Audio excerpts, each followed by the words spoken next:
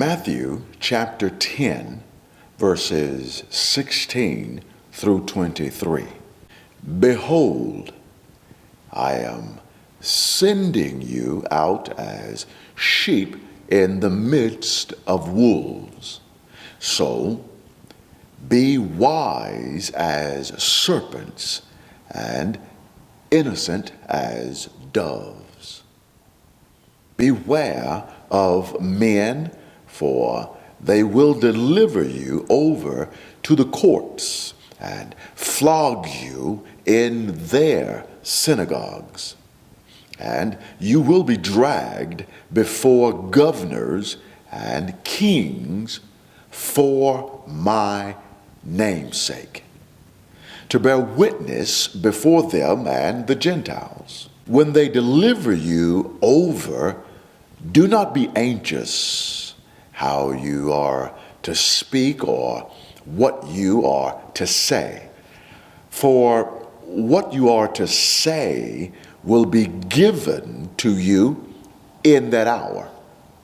For it is not you who speak, but the Spirit of your Father speaking through you. Brothers will deliver brother to death, and the father his child, and children will rise against parents and have them put to death, and you will be hated by all for my name's sake. But the one who endures to the end will be saved. When they persecute you in one town, flee to the next. For truly I say to you, you will not have gone through all the towns of Israel before the Son of Man comes.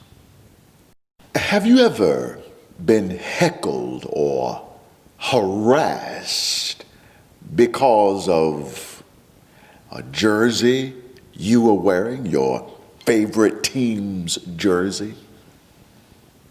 Hecklers may jeer or boo you because they represent or cheer for another team. Do you have perhaps a particularly difficult name to pronounce, or one that sounds like something you'd rather not be associated with?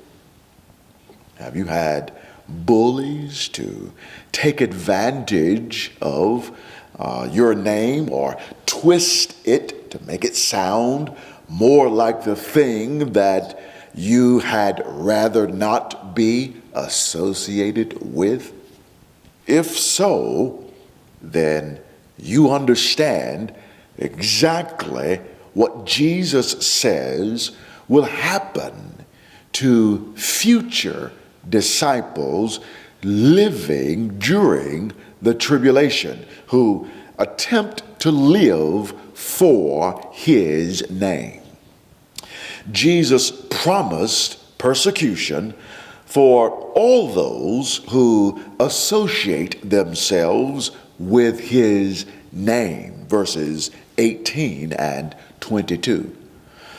Those who wear Jesus's jersey, those who have Christian as a part of their names, will invariably experience persecution.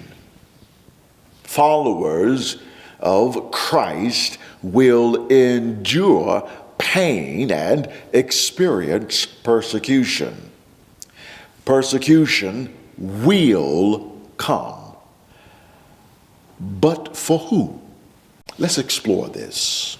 Matthew chapter 10, verse 1 through 15 provides specific instructions for the past apostles. Matthew chapter 10, verses 24 through 42 provides instructions for present day disciples. However, Matthew chapter 10, verses 16 to 23 provides information and instructions for future disciples who will experience the anguish of the tribulation. The specific setting for the text is the future, and it involves that time after Christ returns for his church and raptures it from the world. Many of those who remain after the rapture will come to faith in Jesus Christ. In other words, after this extraordinary demonstration of Christ's snatching the real church from this earth, many will come to know Jesus as their personal Savior. That's good news. Now, as always, Christ commands his followers in any time, any era, or any dispensation, he commands them to carry the good news to all the earth. He sends out his ambassadors, his apostles, or his witnesses to the entire world. As a result of this association with the name of Christ, his followers will be persecuted.